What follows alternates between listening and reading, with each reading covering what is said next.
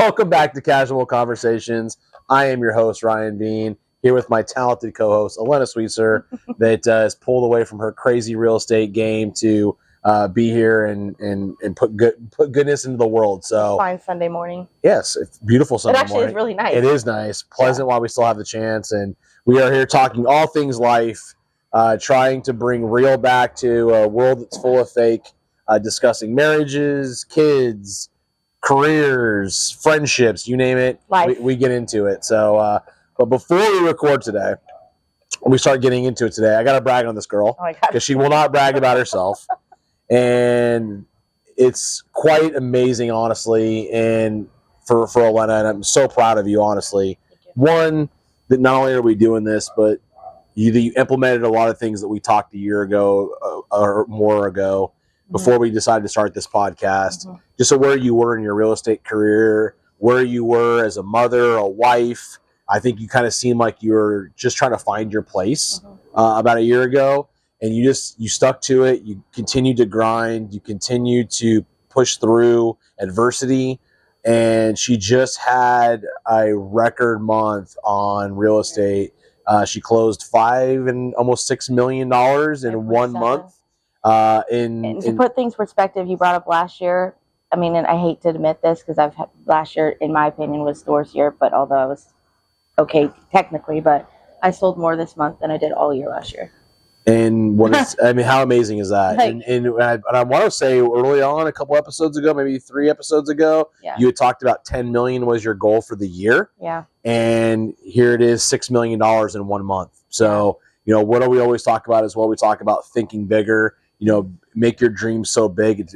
It takes a different version of yourself. You've become a completely different version of yourself from where you were a year ago. And the fact that you continue to just push through adversity, through what you saw as a rough year, and you realized, it was a rough 12 months, maybe it was a rough 24 months, but look at where you're at today, and it's only building from here. I'm just genuinely super, super proud of you, and it's an amazing success story. I've had people reach out, and they're like, what are you doing differently? And I feel like I'm still doing the same things, but I'm me different, and that's the only thing, like I put on my post yesterday, it's like, be you. Do you, be you, and be true. And that's like literally, I guess, my motto this year, because that's the only thing I've changed. Well, you're spending more energy you spent way too much more energy last year being someone you weren't trying to be, someone that you weren't trying to.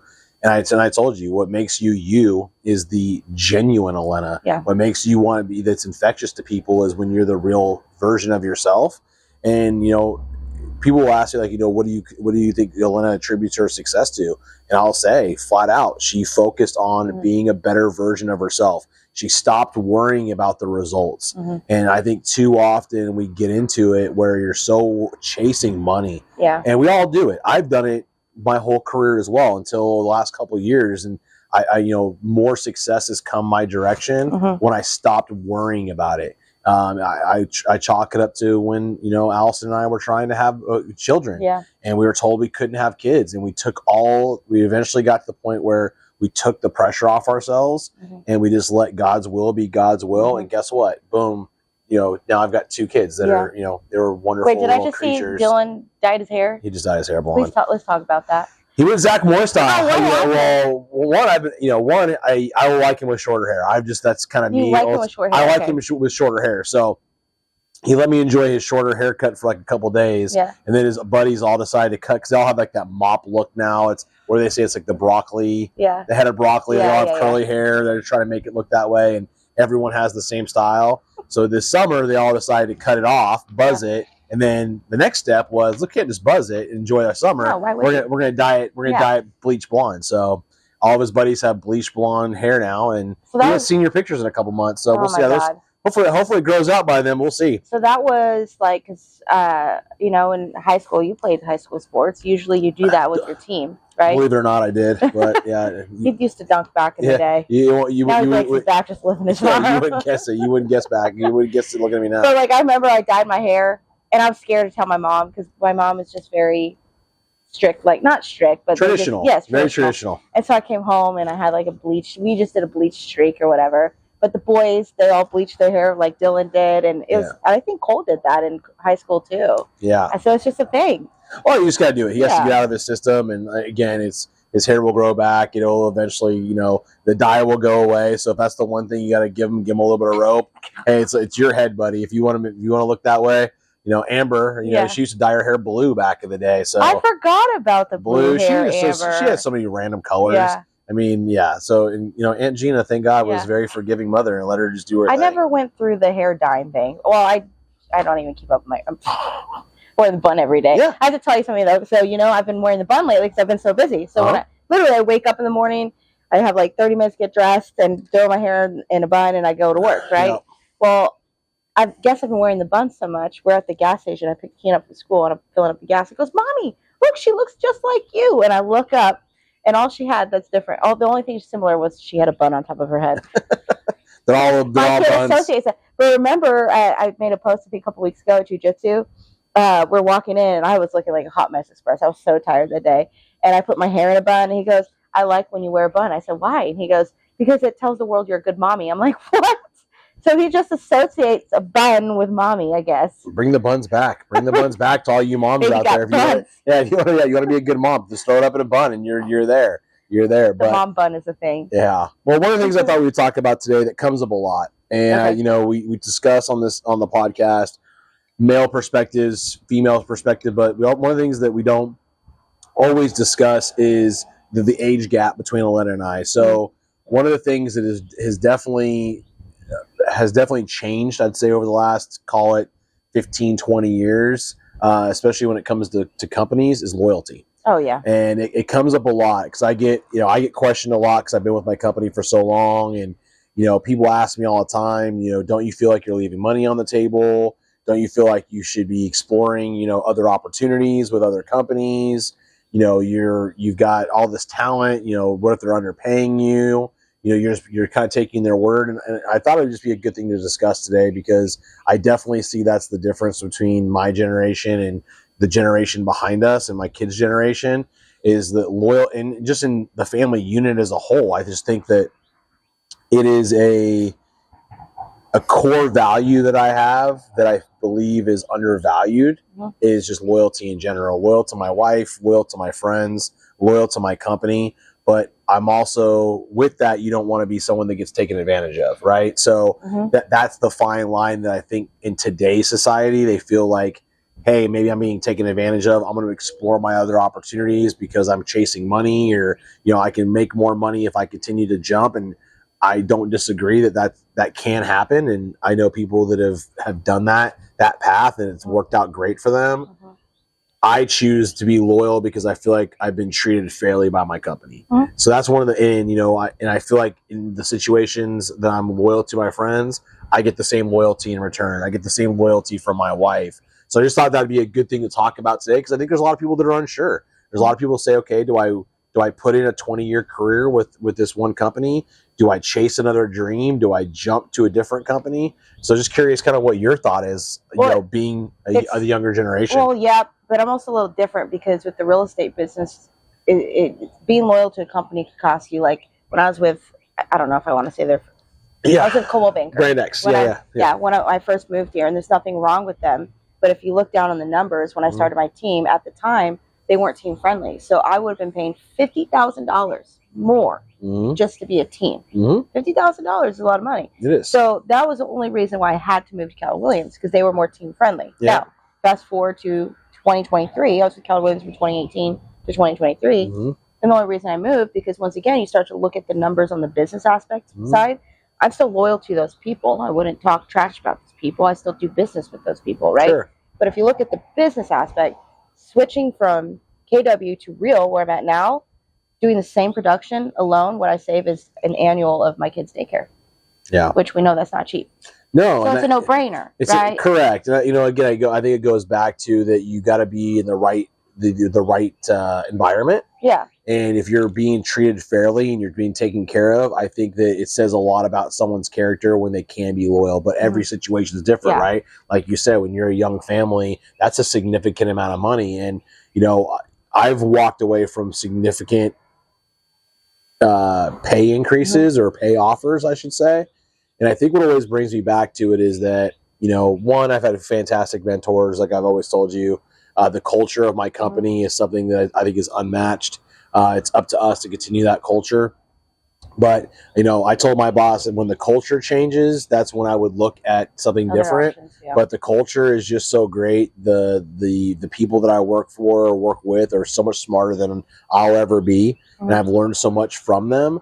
I think it's just I'm loyal by nature, and if I feel like someone's been treating me fairly, Yeah. I have no reason to leave. And money is not the driving factor like it Yeah. used to be. And I think, and again, I'm more established in my life. There's, I'm a little bit older, a little bit more mature. Because I was not always that way growing up. I jumped from a lot of job to job, always chasing money.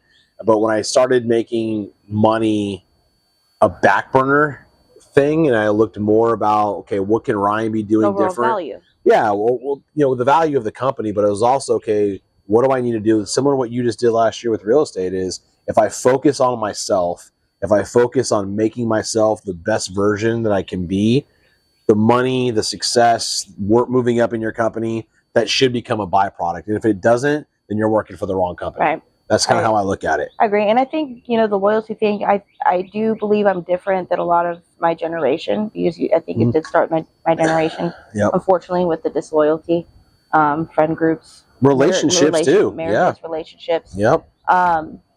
But I think it's a strength and a weakness for me, because I'm loyal to a fault. Yeah. And since I've had my business here in Texas, I've hired people, I've partnered people, and I've been burned. And it was because I tried to make it work, and I forced it for too long because I'm too loyal. Right. So what was some of the things, the contributing factors that made you recognize this isn't working for me? I'm obviously loyal to a fault. Yeah. I've done this for so long. There had to be a breaking point where you just said, okay, the loyalty is not reciprocated. I went to therapy because I told him, I said, how am I a happy person, but I feel angry all the time? Why? How does that make sense? I was like, I'm always filled with anger, but I'm a happy person. I'm a nice person. And he says, because it's your body telling you that, you're being treated a way that you shouldn't. And so that's when I started having more boundaries and taking myself as a priority. Does that make sense? It makes perfect sense. So like when the overturn of agents that I had on my team, when I realized, like, one made a comment, I'm not making enough money, right? But he made $76,000 his first year. My clients, right? And so you look at that, you're like, so that was, it started with another hire before that, but it was that point, I was like, I'm not doing this to myself again. And I looked at it, I was like, I pretty much, if you look at it, gave you $76,000 out of my money for you, and that's not enough. And that's, I'm like, I'm done, right? And then I did a partnership with my thing, and nothing wrong with these people, we don't clash. But it got to a point I was running my wheels, right? Trying to redo our SOPs, do our system, everything. And it's like, I got nothing out of it other than you're not doing enough. And so now I get to a point, I'm like, people think I'm not doing enough because I know I overwork. That's my point, right? Yeah. But work's fun, right? A lot of people will ask me, it's a lot. It's a lot. It is, but I mean, you wouldn't be doing it if you didn't thoroughly enjoy it. I love it. And again, the same thing with me, right? It's gonna have highs and lows, no matter what job or industry you're in. There's gonna be BS you gotta deal with no matter where you work. I don't care. You have the best company in the world. There's still something that you don't like about the company. Yeah. There's a colleague that you don't like to work with. Yeah. There's a boss that you can't stand or you have no respect for. That's just the case no matter what happens. But I think you hit it spot on. I think when you look at like, again, it's a fine line, because I'm the same way, right? I'm loyal to a T, and then all of a sudden you're like, wait a minute. People are taking advantage of this loyalty. Unfortunately, that's the world we live in, though, right? Yeah, and I'm sad for this generation. See that little bit of vulnerability in somebody, and they can take it. Yeah, and again, I want us to get back to a world, where, again, loyalty and those type of things are cool again. It's the in thing again. And I just look at these generations and just how easily we throw things away, how easily we take advantage of people, and it's just it's heartbreaking, because, and again, especially in relationships, I think. It's very hard to find loyalty in, I'm talking about, in relationships, husband, wives, boyfriend, girlfriend, whatever it is, just that loyalty where you have 100% trust in someone, that's really just fallen off, and it's on both sides. And that's so unfortunate. It is. And I think I brought up before, I got cheated on my previous relationship, and Cole now has to deal with that damage, right? Because I always, if we get in an argument, immediately I'm like, oh, he's leaving me. Oh, he's going to go, and it's like, he has to correct. I haven't done it 12 years, Lena. That should show and it's like, people don't realize the damage they leave on these, especially Dylan's generation, right? That's what I'm saying. When like, you're in your and my 18s, daughters, yeah. that happened to me It's when just I was a normal thing. Yeah, it happened when I was 17. I got dumped 2 weeks before senior prom. That sticks with you, you know? And it sticks with you for years, right? Oh, yeah. My whole college years, I always thought I was like, I'm the ugly one, I'm the undesired one. And it turned out because I'm just not a slut. I talked to my therapist and I'm like, why did any guy want me? He's like, because you didn't put out. He's like, guys at the age want that. I was like, okay, that makes sense. And then mommy mode came in, wifey mode came in. Oh, and I'm like, I'm tied up. Now it's over. But too late. But I tell my daughter, I said, girl, I said, you got to be that way. Be the wholesome girl, because guess what? Guys don't marry the slutty girls. They don't end up getting. They just don't, right? Yeah. They end up, especially when guys look at us, hey, you've been with multiple men. I can't trust you. Yeah. It's you're not going to be loyal to me. You don't want to walk in a room and be like, oh, so you've hooked up with him. Yeah, it's just a weird. Yeah, it's just a bad. And guys they just don't look at it. Yeah, and Cole told me once, because when we met, obviously with age gap, but when you're in soccer teams, a lot of the boys and the girls, they hook up. Oh, sure. Right, and he told me, he was like, I was highly attracted to you because you weren't that way. Mm-hmm. And I was like, okay, cool. I think a lot of it was due to insecurity, honestly, because of being cheated on. So it worked in my favor. But no, that's just who you are as a person. You wouldn't have been that way anyway. No, I won't. And again, it was obviously your upbringing, and obviously you've seen your dad loyal to your mom loyal to your dad. I had a very similar upbringing too, and I just wonder, like I said, if it just coincides with how you become later on in your life. Yeah. And because I wonder about that with myself, as loyalty in the family was always a big deal. And I'm wondering if that's just kind of translated into my professional career as well. But a big part of it, I think, is just, again, I just think it's a legacy. We talked about legacy on the last episode. And for me, when I go to hang them up at the end of my career, I think there's just something to be said that said I wore one jersey for my whole career. Mm-hmm. And it doesn't mean it works for everybody. It doesn't mean that, I'm right and other people are wrong. It works for me.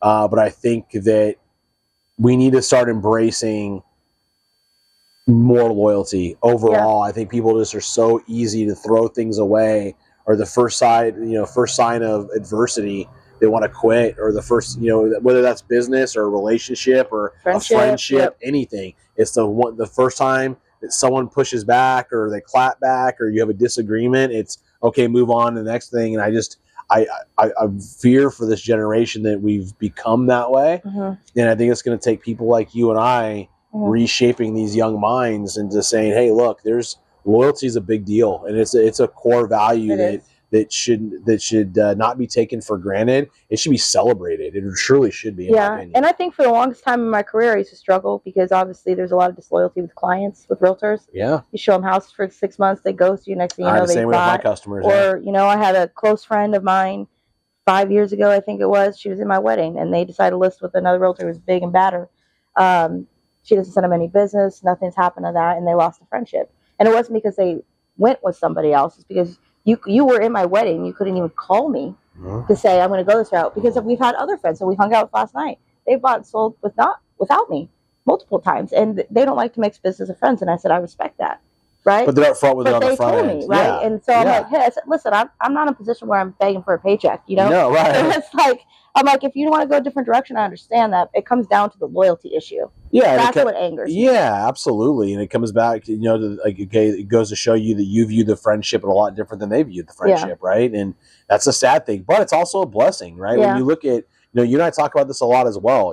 Again, I look at the opportunities. Yeah. And the opportunities are, I get to move away from this person. This person's not the right fit for me. This person's not going to uplift me. This person's not going to make me be a better version of myself. This person's not going to make me a better mother or a better wife to right? So it's a blessing. It's hard to see it when you're going through it because, like you said, I'm the same way. I have a lot of anger, built up, and it's something that I'm constantly having to work on. You and I are the same person? What? I know. It's bad though. But like I've said before, the temper it's not a good trait. I don't like it. It's something that I hate about myself.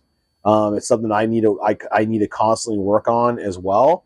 And when I start looking back at my childhood and kind of seeing the way that we just let things slide that weren't okay, and my mom let things go because she was the loyal wife, and I got to stand by my husband, and and there's a lot of things that he did that now I see myself doing. Mm-hmm. And like you just said, it sticks with you. And it really hit me hard the other day when I started thinking to myself, like, okay, if I yell at the kids or I come down too hard on the kids and I kind of create that environment for them, that's going to be their normal. And then how would I feel if my daughter got put in that situation, or they were a volatile relationship, or one that was built on anger, or one where there was yelling and fighting and screaming, and the fact that because they grew up in that kind of environment, and it's not like that, not crazy, not abusive, nothing like that, but again, it's loud, right? We're not quiet, especially me. And I just, it's making me open my eyes to the things that I've got to change for them, so that they don't have that. And it's good you recognize it, and that's you in the process of breaking that chain, right? And I have to. Cole and I have talked about it, like, so he quit cigarettes, right? And our biggest fights, I used to tell him, because I've never had an addiction before, so I can't relate to him in that way. Like alcohol, if I want to quit, I'll quit. Like, so I've never understood addictions. Like the cigarette, he's been smoking, he was smoking since 15 till he quit at 40, right? Whatever, I can't do the math, 40. So anyways, we're talking about it, and I used to always tell him, I said, you need to picture Kian. Do you want to do this to his wife? Because I'm telling you right now, as your wife, this is not fun to go through watching someone you love go through an addiction where they constantly hate themselves. He wants to quit, but he can't quit. It's taken over his life. It's got to control. And I'm like, so you have to look in that way. Like, Kian's watching you go through that, and if he goes in that direction, you're now putting his future wife. Yeah. And I'm telling you, it's not a fun spot to be in. And it's easy to ignore, right? I mean, again, these are things that just I do every day. It's part of who I am as a person. And then when you get to kind of take the bird's eye view and you look down and you go, okay, man, I would not be okay if this was Addison. I would not be okay if this was Dylan. I wouldn't be okay and I'm going, okay, but I'm the one that's allowing it to slide. And I don't want, it's just Dad. That's just his temper. It's not okay. And it's something that I got to work on with myself, and it's something I'm constantly working against. I'm actually considering going to do therapy.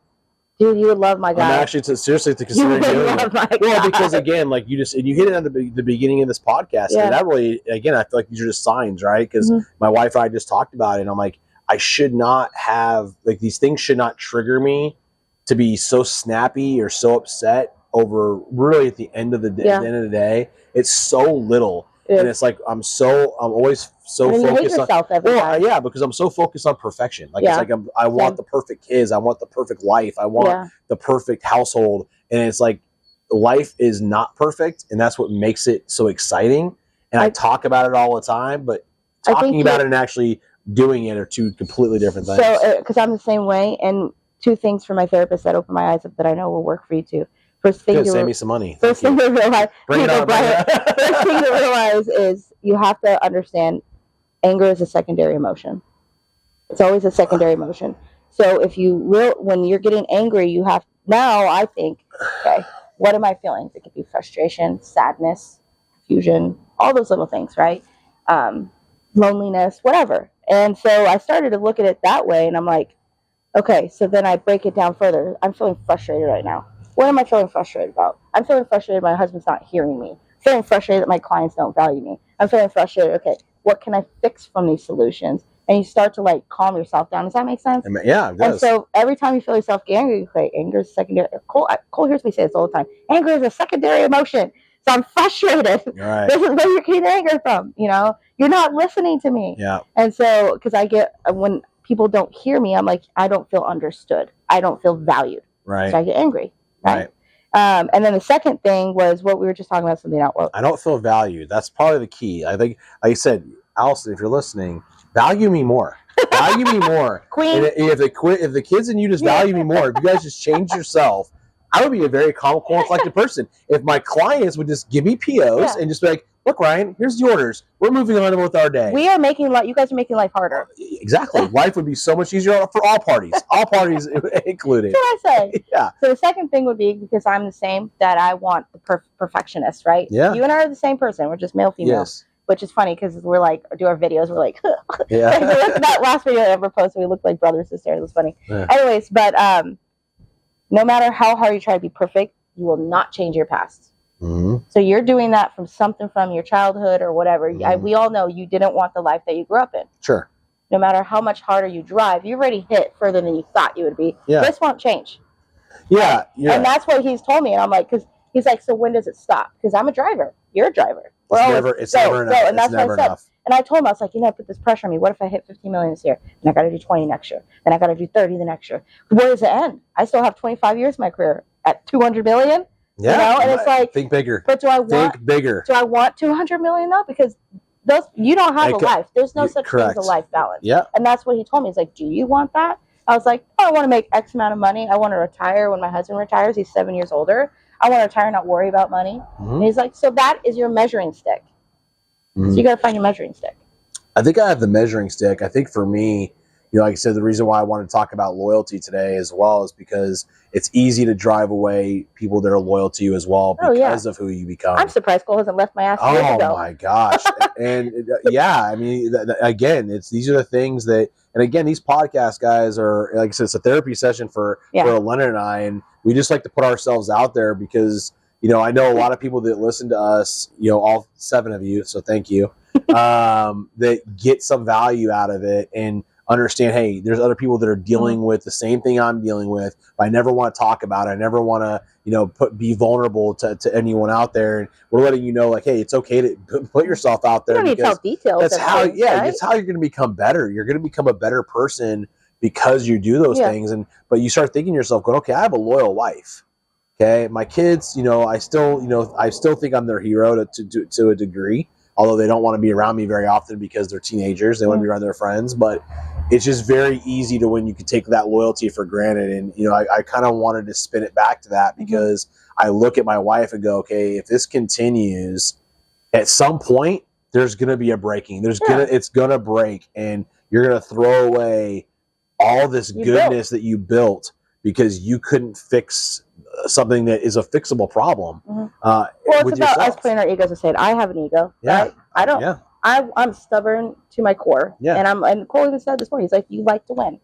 You want to win so this week I'll have to tell you. I think it's just women in general. Maybe. My wife's the same way. Like I said before. Like I dealt with a client this week that it closed, but I jumped through massive hoops. And although I sat through 11 hours of inspections last week, I got told that I wasn't representing them correctly. Yeah, we talked about that one. Yes, right? Mm-hmm. And so I look back and I'm like trying to tell Cole about this is what I did here, this is what I did. He's like, who cares? When you did the right thing. And I'm like, but this and this and this. He's like, you're doing that because you want to be right in the situation. You can't, what did he say? He's like, you can't force people to think a certain way about you. Correct. You can only control what you think about you. And I'm like, that's exactly right. I'm trying to, because I've been having anxiety about it, honestly. I'm like, why do they hate me so much? Because I've, in my 11 years, have never gone one bad review. Yeah. And these people, I got them the house saving $16,000 in closing costs. I'm like, what did I do wrong? You didn't do anything wrong. I mean, at the end of the day, and you have to look at it that way. And eventually, you have to get to the point where you do not care what people think about you. As long as you're doing everything right, you're working your absolute tail off. The majority of the people are going to overappreciate you, thank you religiously. Look at it that way. Look at it like you said. Okay, you've been in this business for 11 years, 12 years. You've got 99.99% of 5-star reviews. Do you think anyone out there, when they look at Elena Sweetster and sees everything that you've done, this book of business, your podcast, your videos, all the things that you put out there, the kind of mother you are, the friend you are, do you think anyone's going to go, ooh, but look at this one review from this one client? Yeah. No. They're going to brush that off because they realize that there's people out there that just have a miserable life and they're not happy at all. So what they end up doing is they have to portray that on you. That has to make them feel a little bit better to degrade someone or to make someone else feel bad, to bring them down. And again, it took me a long time. I mean, it really did in this business, in the business that I'm in, where if customers weren't buying from me or they weren't connecting with me, and like I said, I wear my heart on my sleeve. What you see is what you get. And I love that about myself, but I also rub people the wrong way because I'm loud, because I'm aggressive, because I'm more in your face, especially with sales. because I genuinely care about my customers. I want to see them be successful. I want to see their businesses be successful. And if I feel like I have the solution to their problem, I'm like, why aren't you hearing me? Like, guys, just do what I tell you to do. I promise you it's going to work out. It doesn't always translate that way. Yeah. And then you take it personally, like, okay, what am I doing wrong for these people not to see it? And what you just have to recognize is you're not going to connect with everybody. Yeah. You're just not. And that's okay. And I think I'm at that age, because I think it really is in your 30s, you start to realize, like, who your true friends are, what you really want in life. Because, like, I told Cole, I said I was a way different person in my 20s. And now you're going to be 30s, a different person in your 40s. Yeah. And I said, so it's like, you're going to be a different person next year. I guarantee it. Oh, yeah, probably. Because this podcast, we're going to have Gary Vee on this podcast. Gary Vee, we were going to shout out earlier. Oh, you did? Well, it was our pre or our video for after or something. Oh, like that. Good. Yeah, while we were waiting on the show. Yeah, we had a miscommunication on the start time. That was. I get a text from wife for 20 minutes late. I was like, what? Yeah.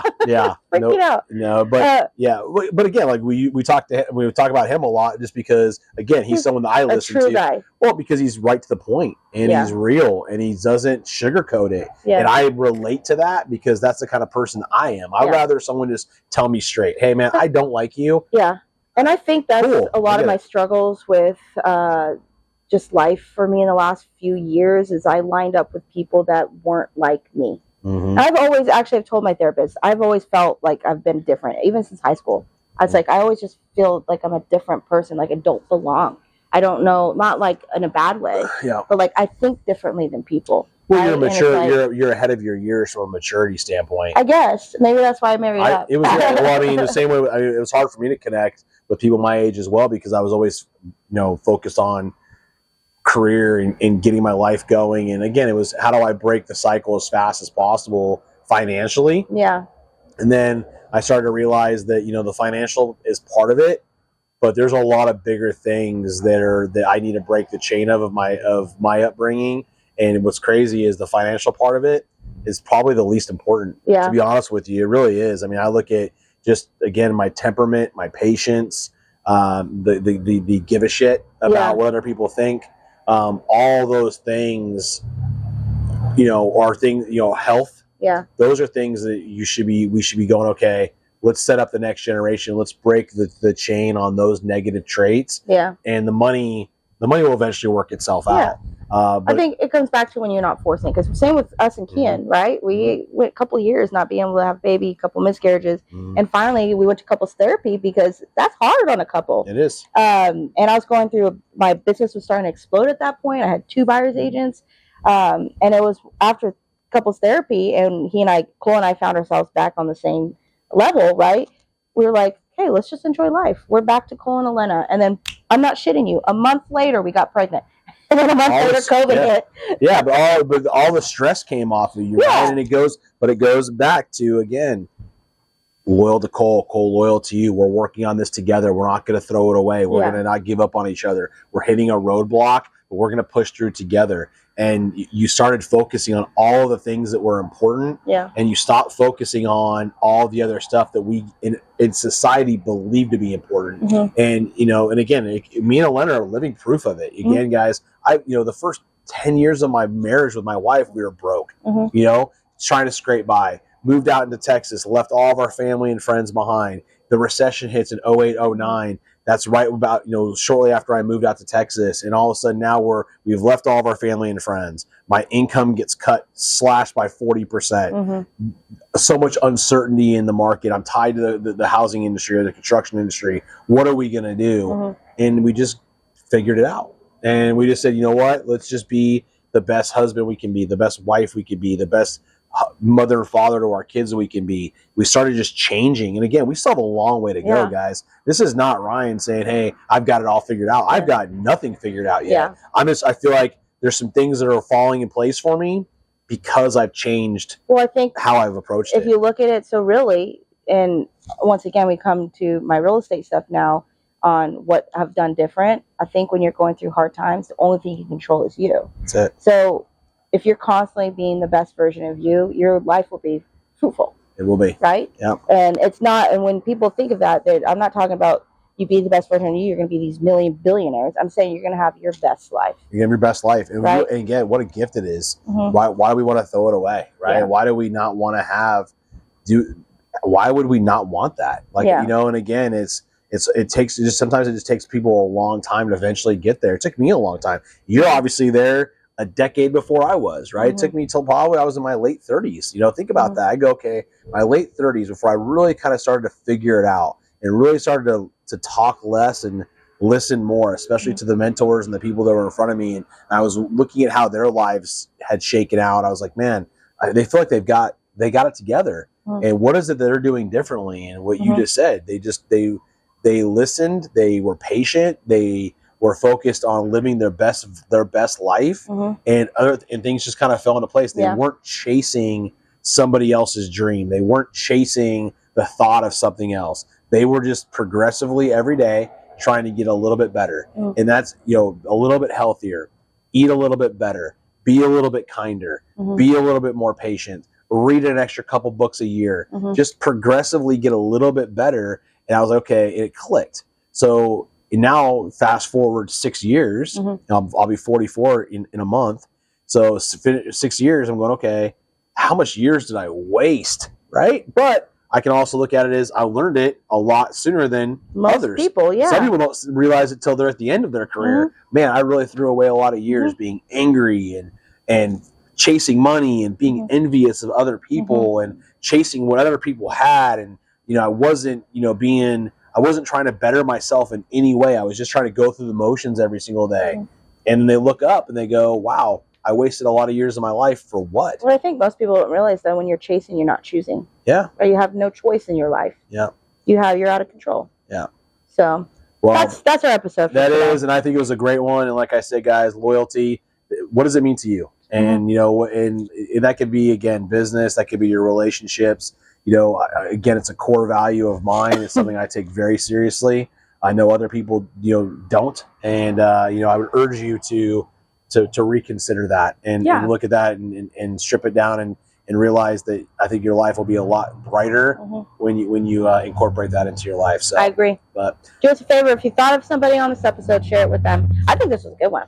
I'm going to charge you $125 an hour. No, that was free of charge. Thank you for my coffee is cold. Yeah, that's Cole's fault. That is Cole's fault. Who made this one? I even left one on the counter for you so it cooled down because guys, that might be good for the next one. This is all props for Elena. She takes one or two sips and then it's always a full cup of coffee. If you look at the video, last week's video, I took a sip and it burned and I didn't want to spit it out. You were in the middle of saying something good. I was like, suck it up. I just burned my whole mouth. Go look at the video. I will.